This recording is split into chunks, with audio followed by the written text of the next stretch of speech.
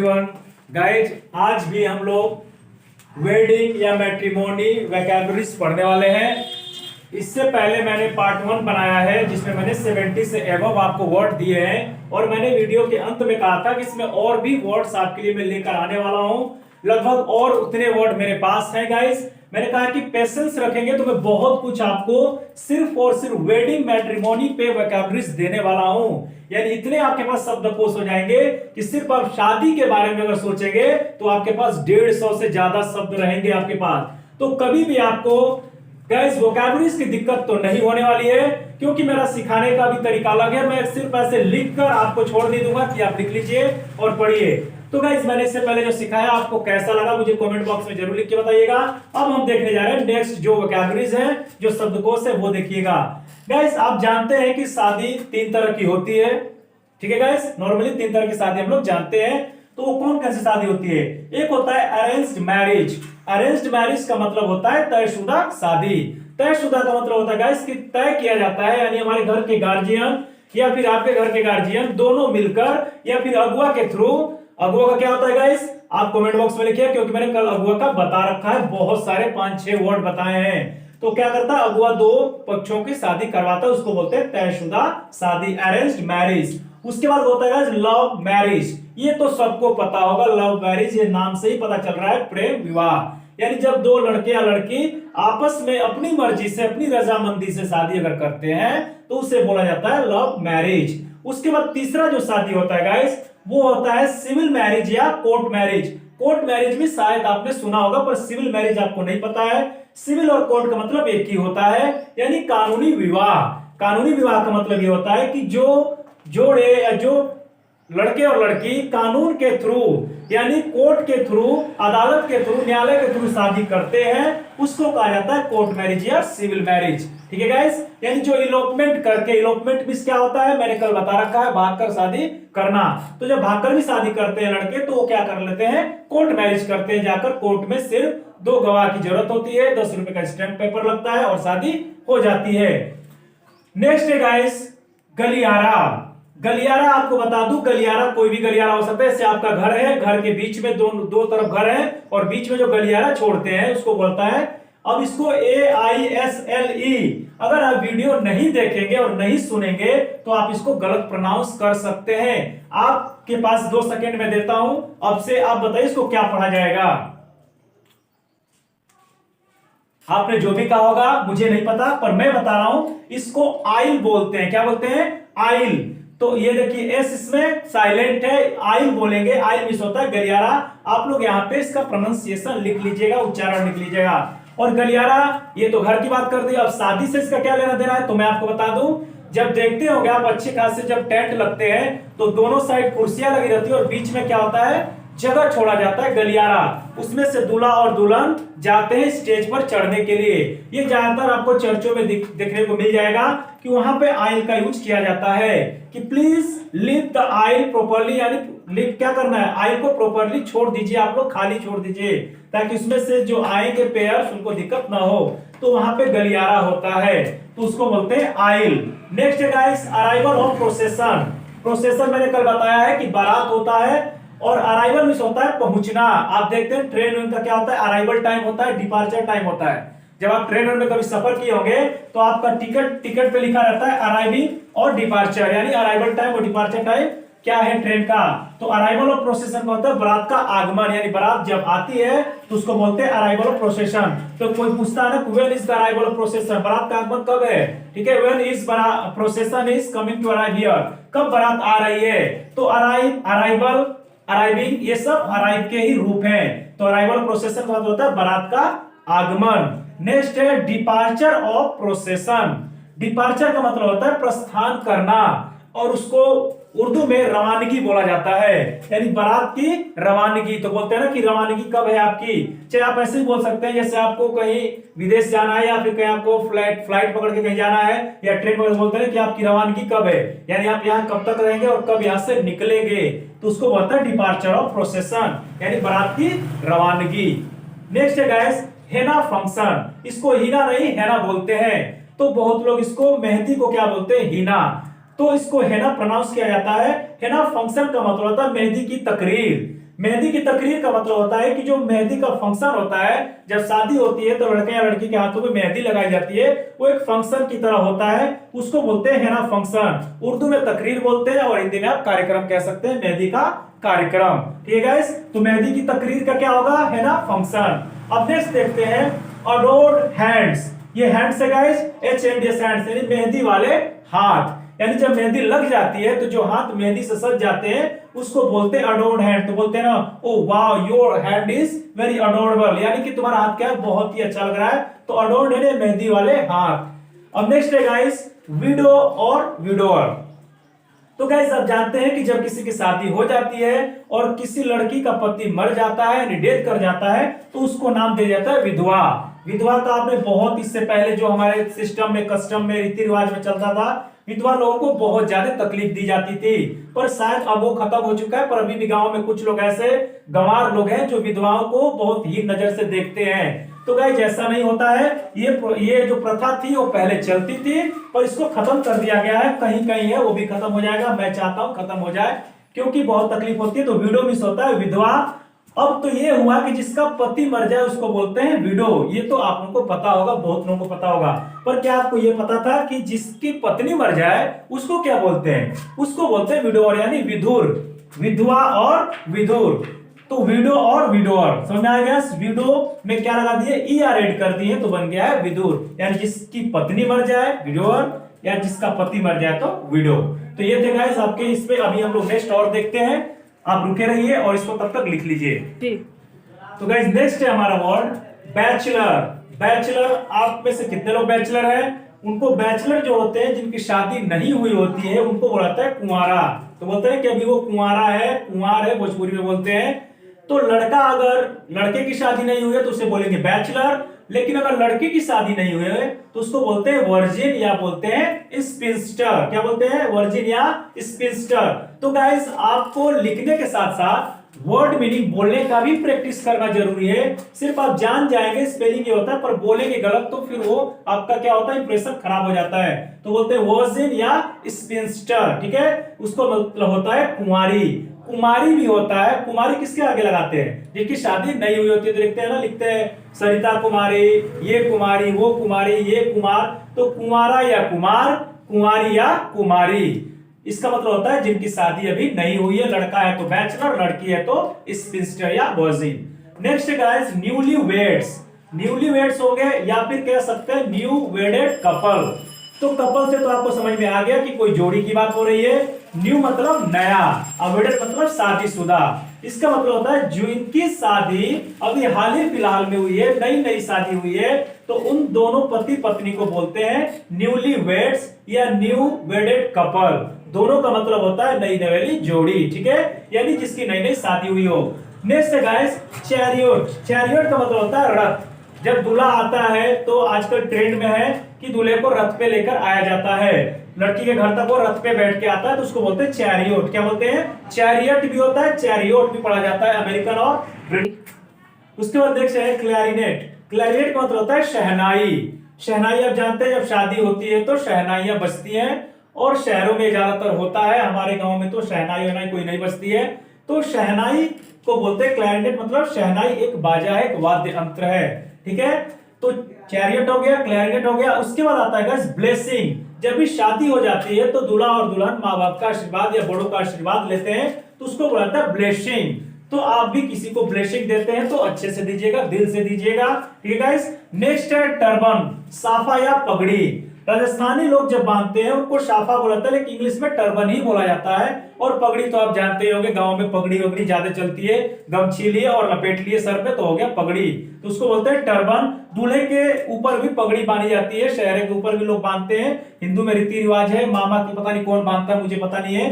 तो वो होता है साफा या पगड़ी यानी टर्बन। नेक्स्ट है गाइस ब्लेसेड फूड। अब कुछ क्या होता है कि हिंदू रीति रिवाज में कुछ वो होता है, पूजा पाठ भी होता है जिसमें प्रसाद लोग चढ़ाते हैं, तो उस चीज को क्या कहा जाता है, ब्लेसेड फूड, यानी आशीर्वादित भोजन, यानी कि प्रसाद। तो ब्लेसेड फूड मतलब होता है प्रसाद। ऑफरिंग्स में भी प्रसाद होता है, पर जब किसी देवी देवता या फिर किसी ईश्वर को मान के जिसको लोग करते हैं उसको बोलते हैं ब्लेसेड फूड, ठीक है। नेक्स्ट है गाइस पंप एंड शो। ये तो होना जरूरी है, नहीं तो इसके बिना तो शादी अधूरी और धीमी फीकी सी लग जाती है। पंप एंड शो तो होना जरूरी है गाइस शादी में, यानी कि आतिशबाजी तो होनी चाहिए, धूम धड़ाका खूब होना चाहिए। यानी जो पटाखे उड़ाके हम लोग क्रैकर्स करते हैं, ठीक है, उसको कहते हैं पंप एंड शो। यानी उसके शादी में तो गजब का पंप एंड शो देखा मैंने, यानी कि गजब की आतिशबाजी देखी, ठीक है। तो ये थे गाइस हमारे आतिशबाजी तक अभी। अब नेक्स्ट देखते हैं हम लोग कि इसके आगे और क्या वर्ड्स हैं। तब तक गाइस आप इसको राइट करिए और उसके बाद गाइस आप इसको थोड़ा प्रैक्टिस करिए। तो गाइस नेक्स्ट वर्ड है आपका टो रिंग। टो रिंग का मतलब होता है बिछिया, यानी जो लड़की पाँव में पहनती है, पाँव की उंगली में, उसको बोलता है टो रिंग यानी बिछिया। यानी टो मिस क्या होता है पैर की उंगली, और रिंग मिस होता है घेरे वाला कोई, मान के चलिए गहना। तो बिछिया उसको बोलते हैं जो पैरों की उंगली में पहनी जाती है। एंकलेट होता है पायल, पायल तो आप सबको पता ही होगा। नेक्स्ट गाइस हेड लॉकेट, मांग टीका। मांग टीका मतलब जो लड़कियां यहाँ पे लगाती है अपने बालों के बीच में और यहाँ पे लटका लेती हैं, उसको बुलाता है हेड लॉकेट, ठीक है गाइस, यानी वो हेड का लॉकेट होता है मांग टीका। नेक्स्ट है नोज रिंग यानी नथुनी। तो नोज रिंग तो आपको पता ही होगा, ईयर रिंग्स आपको पता ही है, कानों में पहने जाने वाली नोज रिंग्स, नाकों में पहने जाने वाली नथुनी, ठीक है गाइस। तो ये दो चार जो शादी में लड़कियों को यानी दुल्हन को पहनाया जाता है खास तौर पे, तो इनको मैंने लिख दिया है। अब नेक्स्ट है गाइस बेटर हाफ। ये बहुत ही एडवांस वर्ड है, ये और ये और ये जो भी मैं लिख रहा हूँ ये सब एडवांस वर्ड में आते हैं। बेटर हाफ का मतलब होता है अर्धांगिनी।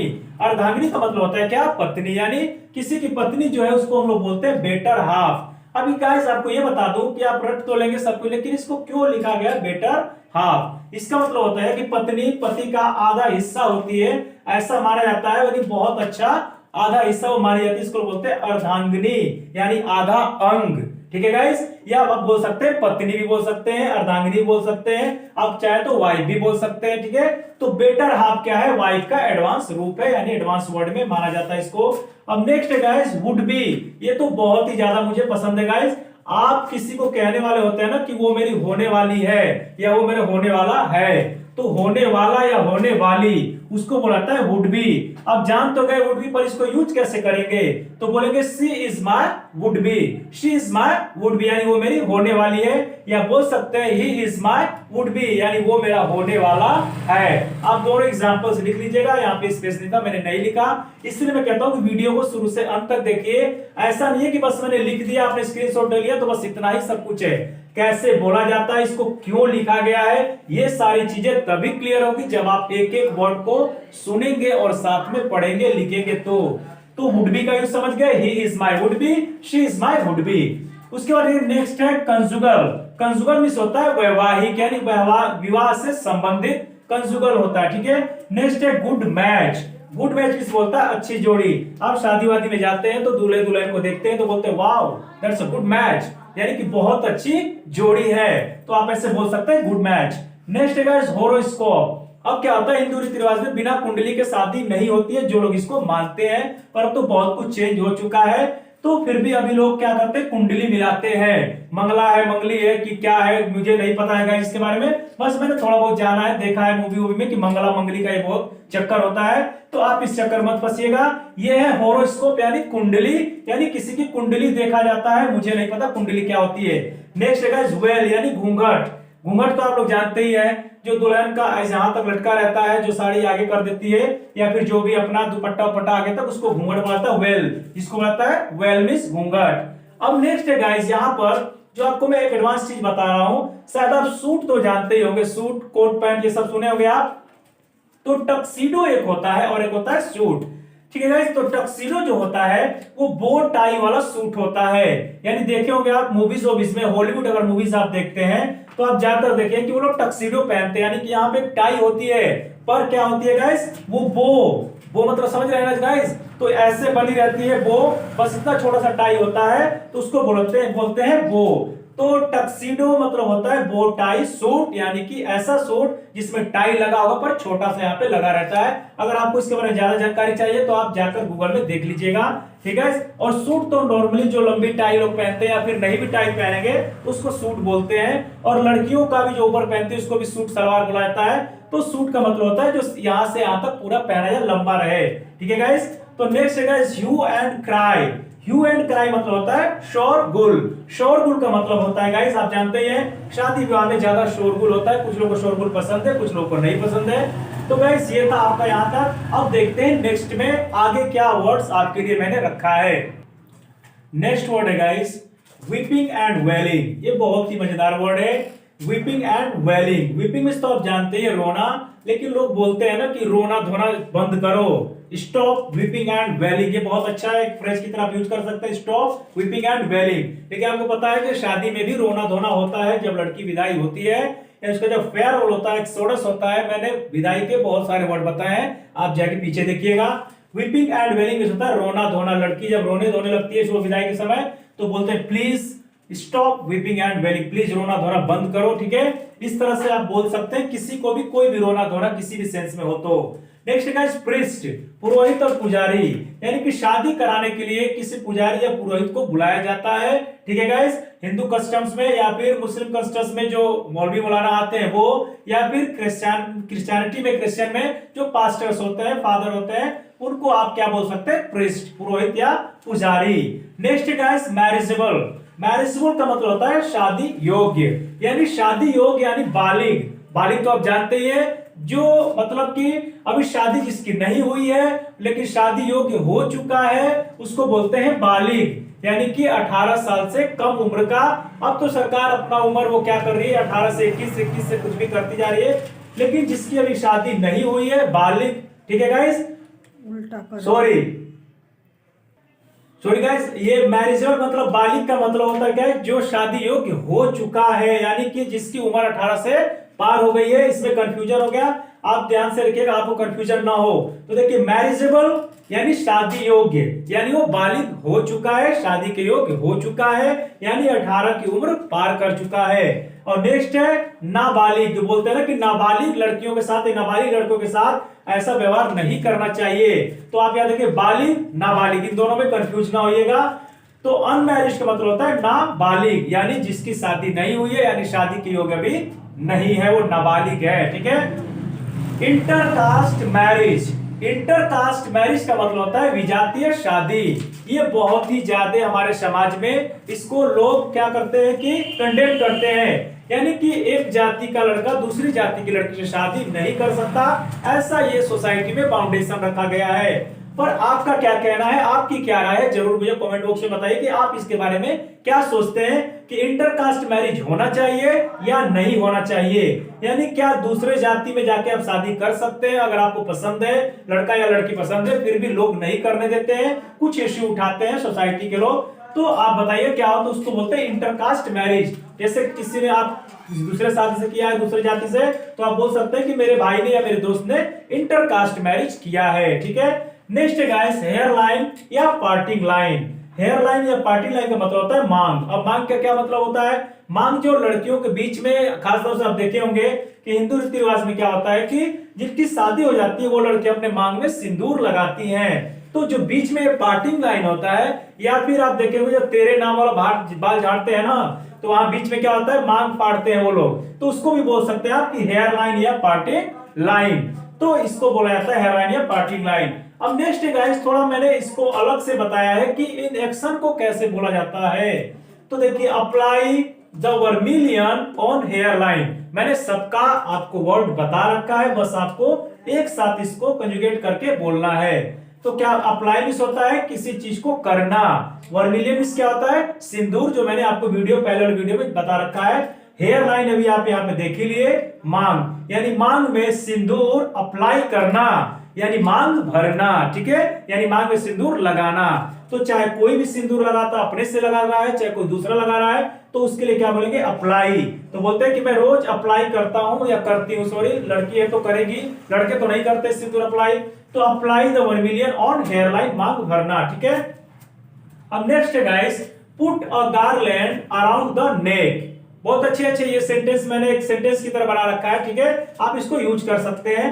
पुट अ गार्लैंड, पुट या गार्लैंड का मतलब होता है माला पहनाना, कहां पे, अराउंड द नेक। अराउंड का यूज किया क्योंकि चारों तरफ, गले के चारों तरफ क्या होती है, माला आ जाती है, तो इसलिए अराउंड, तो गले के चारों तरफ जो माला पहना दी जाती है, इसलिए इसको अराउंड द नेक यूज किया गया है। Put a garland miss Mala around the नेक, मतलब गले के चारों तरफ, यानी माला डालना या वरमाला डालना या माला पहनाना, कुछ भी हो सकता है। हिंदी पे नहीं जाइए कि बस यही हिंदी होगा, हिंदी कुछ भी हो सकती है। माला पहनाना, माला डालना, वरमाला डालना, ठीक है, ये भी हो सकता है।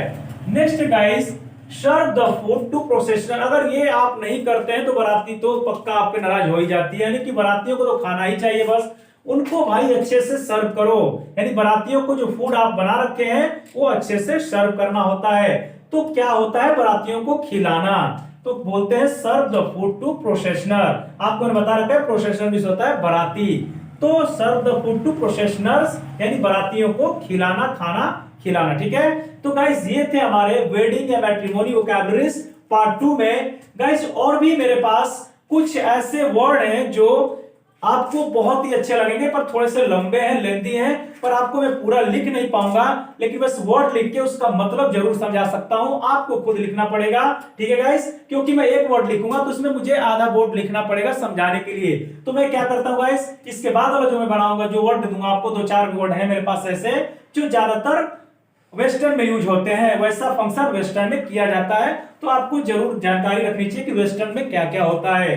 तो आइए मैं आपको नेक्स्ट बताता हूं कि वेस्टर्न में कौन कौन से वर्ड यूज किए जाते हैं। तो गाइस मैंने कहा कि मैं आपके लिए कुछ ऐसे एडवांस वर्ड्स लाऊंगा जो आपने कभी नहीं सुने होंगे, ये मेरा दावा है, 100% मैं श्योरिटी के साथ कह रहा हूं कि ये वर्ड आपने नहीं सुने होंगे, क्योंकि ये आके है ही नहीं, ठीक है। ये ज्यादातर यूएसए में, यूके यूएसए उस साइड में, यानी यूएसए में ज्यादातर ये फंक्शन होते हैं। एक्चुअली ये क्या है, ये एक फंक्शन होता है, जैसे कि हमारे यहाँ क्या करते हैं कि रिसेप्शन, आप सब लोग रिसेप्शन जानते हैं, रिसेप्शन आपको सबको पता होगा, तो रिसेप्शन हम लोग जानते हैं, इधर रिसेप्शन होता है। वहां के रिसेप्शन अलग अलग तरीके के अलग अलग समय पर होते हैं, बहुत ही ध्यान से आप सुनिए।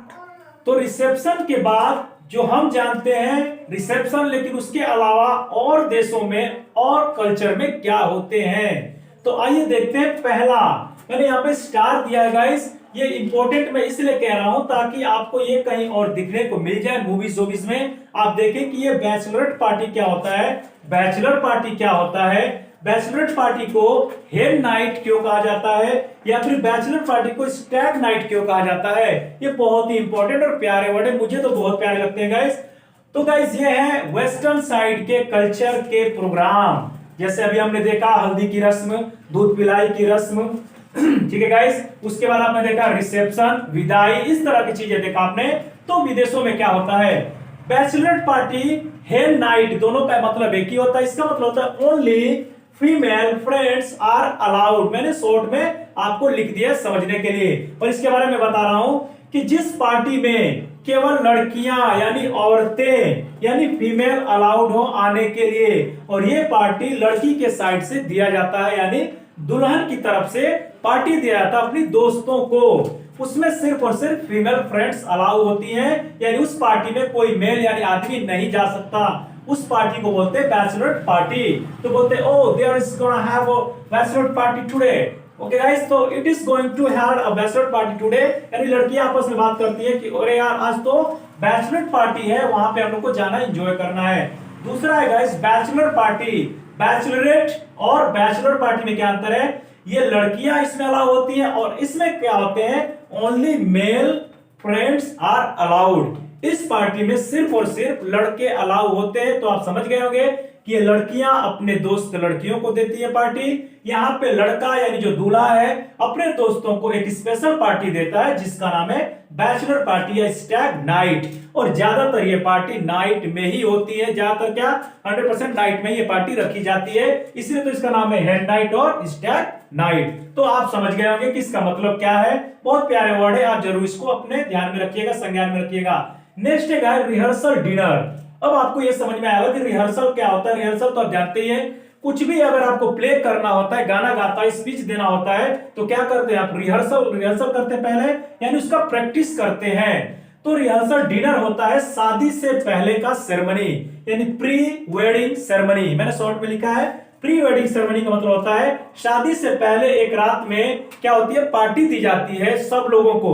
अब इसमें ये फाउंडेशन, एक लड़का रहेगा, लड़की, बूढ़ा बूढ़ी कुछ नहीं, मतलब है सब लोग आते हैं, ठीक है। और वो रिहर्सल डिनर होता है, यानी कि एक रिहर्सल क्या होता है कि शादी कल होने वाली है तो इससे पहले हम लोग कैसे रिहर्सल करेंगे।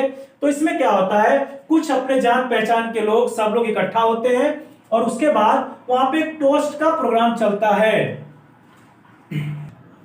तो रिहर्सल डिनर में टोस्ट का एक लास्ट में छोटा सा मैसेज दिया जाता है, स्पीच दिया जाता है, बहुत ही इंपॉर्टेंट है गाइस रिहर्सल डिनर में टोस्ट। अब टोस्ट आप क्या समझेंगे, खाने वाला टोस्ट नहीं, ठीक है, वो टोस्ट होता है, ठीक है, लेकिन यहां पे टोस्ट का मतलब होता है a short speech bye honour of bride या ग्रूम, यानी दूल्हा या दुल्हन की तरफ से एक जो खास दोस्त होता है जो सब कुछ शादी में क्या करने वाला होता है, मैनेज करने वाला होता है, या फिर उस दूल्हे और दुल्हन का बेस्ट फ्रेंड होता है, जो मैंने आपको कल बताया था ब्राइडमेड या चेस्ट मैन, ठीक है, बेस्ट मैन, ठीक है। तो वहां पे मैंने कहा था टोस्ट, वहां पे कहा था मैंने कि जो होता है लड़के का साथी या लड़की की साथी जो साथी होती है वो सब कुछ प्रोग्राम को होल्ड करती है, ठीक है। तो यहाँ पे टोस्ट का मतलब होगा a short speech bye honour, यानी वही क्या करता है, आप देखोगे शादी विवाह में जाता है कोई दोस्त या दूल्हे का दोस्त या दुल्हन की दोस्त और स्टेज पे खड़ा होकर और उसके बारे में कुछ कहती है कि बहुत अच्छा कपल है, बहुत अच्छी लड़की है, मैंने इसके साथ बहुत समय बिताया है, मुझे बहुत मिस करूंगा मैं इसको। तो इस तरह का कोई एक छोटा सा स्पीच दिया जाता है जिसका नाम है टोस्ट। तो रिहर्सल डिनर में ही टोस्ट का भी फंक्शन होता है लास्ट में। उसके बाद क्या होता है, ये स्पीच देकर और सब लोग हाथ में ग्लास लिए रहते हैं, यानी अपना लिए रहते हैं, जो भी वाइन होगा, शराब वराब होगा, और उसके बाद चेस करके पीते हैं। तो ये होता है रिहर्सल डिनर में टोस्ट, और उसके बाद होता है वो लोग अपना एंजॉयमेंट करते हैं। नेक्स्ट है guys live at the alter. Live at the alter बहुत दुख की बात होती है, क्योंकि इस लिव एट द अल्टर का मतलब होता है at last moment denied to marry by groom या ब्राइड। तो क्या होता है गाइस, एट लास्ट मोमेंट, यानी लास्ट मोमेंट पे क्या होता है, दूल्हा या दुल्हन शादी से इनकार जब कर देती है, या फिर शादी के मंडप से जैसे कहता है ना कि दूल्हा भग गया दुल्हन भग गई, यानी वो लोग उनको पसंद नहीं होता है या कुछ जान जाते हैं दूल्हा या दुल्हन के बारे में, तो वो शादी से इनकार करके और चर्च से चले जाते हैं, तो उसे कहा जाता है live at the alter. Live at the, तो गाइस आपने देखा कि लिव एट द अल्टर का मतलब यही होता है कि जब कोई दूल्हा या दुल्हन किसी शादी से एन वक्त पे, यानी एन वक्त पे, एट द लास्ट मोमेंट, इस पे मैंने एक एडवांस स्ट्रक्चर बताया है, एट द लास्ट मोमेंट, यानी एन वक्त पर, एन टाइम पर क्या करते हैं, वो शादी से इनकार कर देते हैं, तो उसे बोला जाता है लिव एट द अल्टर। तो गाइस ये थे हमारे कुछ एडवांस वर्ड्स जो आप नहीं जानते थे, लेकिन आज आप जान जाएंगे कि हेड नाइट क्या होता है, स्टैग नाइट क्या होता है, रिहर्सल डिनर क्या होता है, टोस्ट क्या होता है, लिव एट द अल्टर क्या होता है। तो I hope guys that you have enjoyed my videos about the wedding and matrimony vocabularies. So guys मैंने बहुत मेहनत करके आपके लिए 2 वीडियो डेवलप किया है, जो बहुत ही ज्यादा और बहुत ही इंपॉर्टेंट आपके लिए हो सकता है। जब आप इसको यूज करेंगे तो आप अच्छा एक इंप्रेशन बना सकते हैं जब शादी विवाह में आप जाते हैं। कभी कभी आपको अच्छी शादी अटेंड करनी होती है जहां पे अच्छे अच्छे लोग, एजुकेटेड लोग, वेल एजुकेटेड लोग मिलते हैं, तो वहां पे इंग्लिश में वो लोग कम्युनिकेशन करते हैं। अगर आपको इसमें इंक्लूड कर दिया गया तो आप वहां पे अपने आप को एम्बैरेस फील नहीं होने देंगे। ये मेरा वादा है कि आप कभी वेडिंग मैट्रिमोनी वोकैबुलरी से तो कभी आप एम्बैरेस्ड फील नहीं होने वाले हैं, अगर आपने मेरे वीडियो को शुरू से अंत तक देखा है, दोनों पार्ट को देखा है। और मैं आपसे यही कहना चाहूंगा लास्ट में कि अगर आपने नहीं देखा है पहला पार्ट तो उसको भी जाकर देखिएगा, उसमें बहुत ही मजेदार वर्ड मैंने दिए हैं। So guys thanks for watching my video for a long time guys here, and guys I hope that you will definitely share this video, this link to your friend circle too guys, because guys you know that there is no any benefit to keep your knowledge yourself। सिर्फ खुद तक अपने knowledge को limit करके, सीमित करके नहीं रखना चाहिए, आप दूसरों को भी शेयर कीजिए, औरों को भी ज्ञान दीजिए और खुद भी सीखिए। तो गाइज मिलते हैं नेक्स्ट वीडियो में किसी और नए चैप्टर या स्ट्रक्चर के साथ, तब तक के लिए goodbye, thanks for watching my video. Till then, take care guys, may God bless help you।